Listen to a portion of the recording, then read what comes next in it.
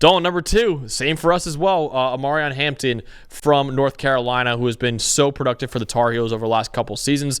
We actually interviewed Mac Brown, the former UNC head coach, recently, a couple years ago, I should say, and he talked about Omarion Hampton. He's like, yeah, that guy, just our defenders hate tackling him in practice. It makes a lot of sense because he's just so good at breaking tackles. 90-plus rushing grades in each of the last 2 years. He grinds out yards after contact because of his excellent size and explosiveness combo, elite strength in his lower half of the body.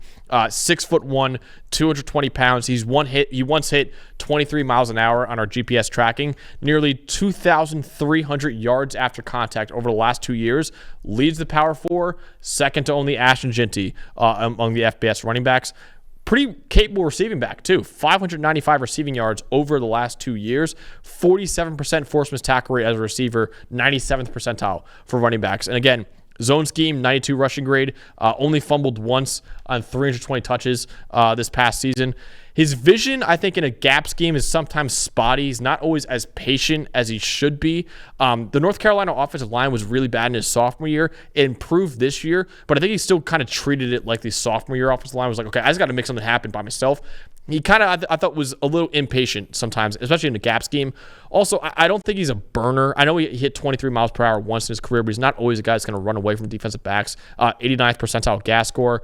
And the other thing, too, 603 touches over his 2 seasons now. He has not missed a game over the last 2 years, but you got to wonder if all that mileage will catch up to him.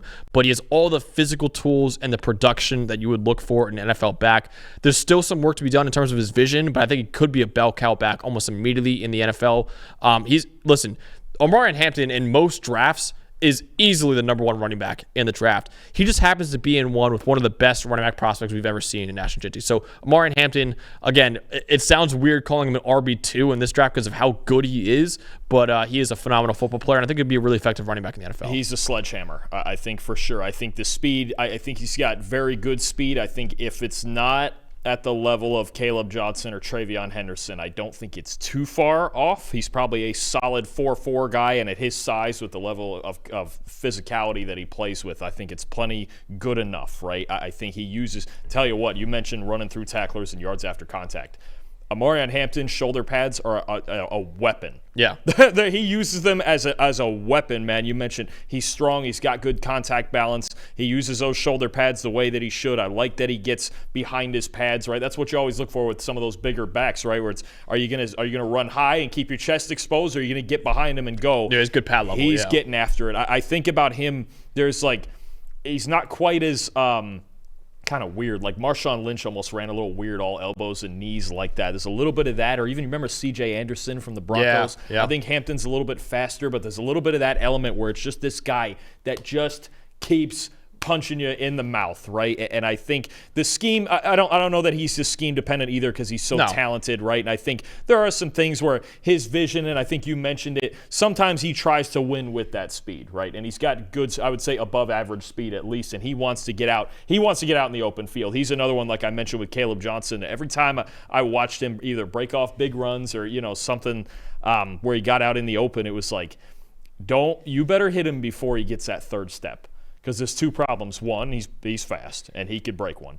2, if he gets to that top speed, he's the exact back that when defensive coordinators talk about, man, we can't let a back get one-on-one with our safety. That's because he's going to get a safety killed. Yeah. That's what's going to happen here. So I do think there's a little bit where he's got to clean up with his footwork, like you mentioned. I think there's sometimes even in his cuts where his feet get a little bit outside of him when he's got to cut off of 1 foot. There's some small coachable things that I think you can fix here, but this can absolutely be somebody's starting running back in the league. He's a horse. We know he fights through contact. He really, at North Carolina this year, didn't have a choice. Yeah. But he's got the build. He just looks like a running back, doesn't he? He just looks like one of those primetime backs, and I think it's just going to be a matter of him learning some of the finer details of the position and continuing to run with that physical level nature in the NFL. He might have the strongest lower half of any running back on this list, honestly.